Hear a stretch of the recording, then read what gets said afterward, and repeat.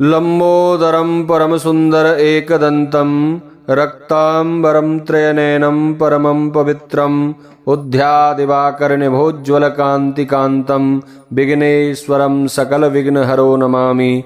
नमस्कार, स्वागत है आप सभी का हमारे YouTube चैनल में।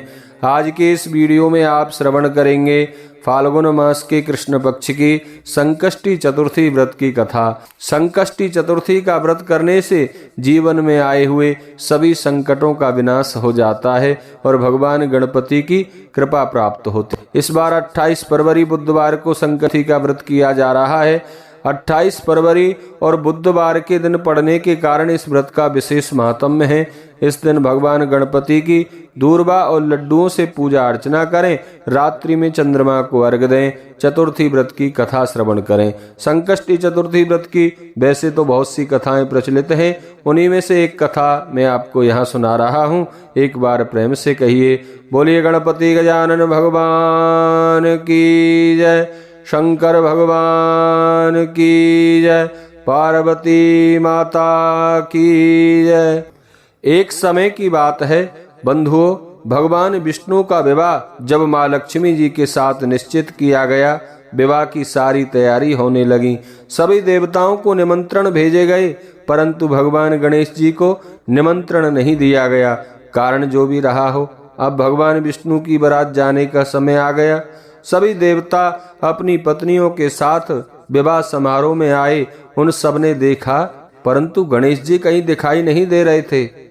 तब वे आपस में चर्चा करने लगे कि क्या गणेश जी को न्योता नहीं दिया या स्वयं गणेश जी नहीं आए।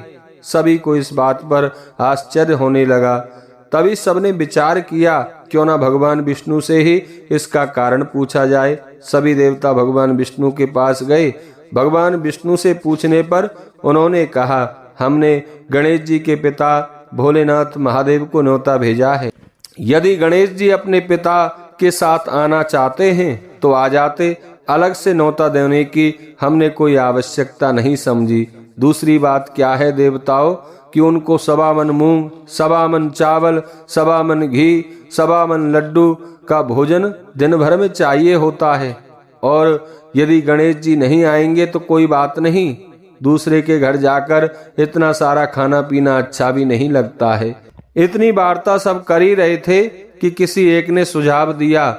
बोले, यदि गणेश जी आ भी जाएं तो एक काम करेंगे, उनको द्वारपाल बनाकर द्वार पर बिठा देंगे कि आप घर की याद रखना। आप तो चूहे पर बैठकर धीरे धीरे चलते हो तो बारात से बहुत पीछे रह जाओगे।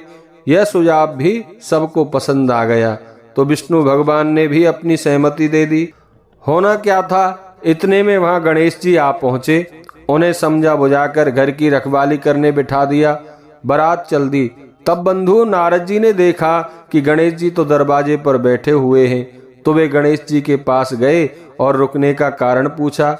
गणेश जी कहने लगे, भगवान विष्णु ने मेरा बहुत अपमान किया है। नारद जी ने कहा कि आप अपनी मूषक सेना को आगे भेज दो, वह रास्ता खोद देंगी, जिससे सभी देवताओं के वाहन धरती में धंस जाएंगे। तब सबको आपको सम्मान पूर्वक बुलाना पड़ेगा। अब तो गणेश जी ने अपनी मूषक सेना जल्दी से आगे भेज दी। सेना ने बारातियों से आगे जाकर रास्ते को पोला कर दिया। जब बारात वहां से निकली तो सबके रथ के पहिए जमीन में धंस गए। सभी देवता लाख कोशिश करें, परंतु पहिए निकले नहीं। सभी ने अपने अपने उपाय किए, परंतु पहिए तो नहीं निकले, बल्कि जगह जगह से वह टूट फूट गए। किसी की समझ में कुछ नहीं आ रहा था कि अब क्या किया जाए। तब नारद जी ने कहा, देवताओं, आप लोगों ने गणेश जी का अपमान करके अच्छा नहीं किया। यदि उन्हें मनाकर लाया जाए तो आपका कार्य सिद्ध हो सकता है और यह संकट टल सकता है। भगवान शिव ने अपने दूत नंदी महाराज को भेजा। नंदी जी गए, गणेश जी को लेकर आए। गणेश जी का आदर सम्मान के साथ पूजन किया। तब कहीं जाकर रथ के पहिए निकले। अब रथ के पहिए तो निकल गए, परंतु वे टूट फूट गए, तो उन्हें सुधारे कौन। पास के खेत में एक खाती काम कर रहा था, उसे बुलाया गया। खाती अपना कार्य करने के पहले श्री गणेशाय नमः कहकर गणेश जी की वंदना मनी मन करने लगा। देखते ही देखते खाती ने सभी पहियों को ठीक कर दिया। तब खाती कहने लगा कि हे देवताओं, आपने सर्वसमर्थ गणेश जी को नहीं मनाया होगा और ना ही उनका पूजन किया होगा, इसीलिए तो आपके साथ यह संकट आया है।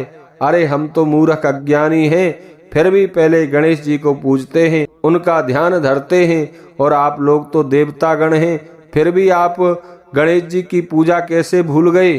अब आप भगवान श्री गणेश जी का जयकारा बोल के जाइए तो तुम्हारे सब काम बन जाएंगे और कोई भी संकट नहीं आएगा। ऐसा कहते हुए बारात भगवान गणपति की जय जयकार करते हुए वहां से आगे चल दी और भगवान विष्णु का विवाह माँ लक्ष्मी के साथ निर्विघ्नता पूर्वक संपन्न हो गया।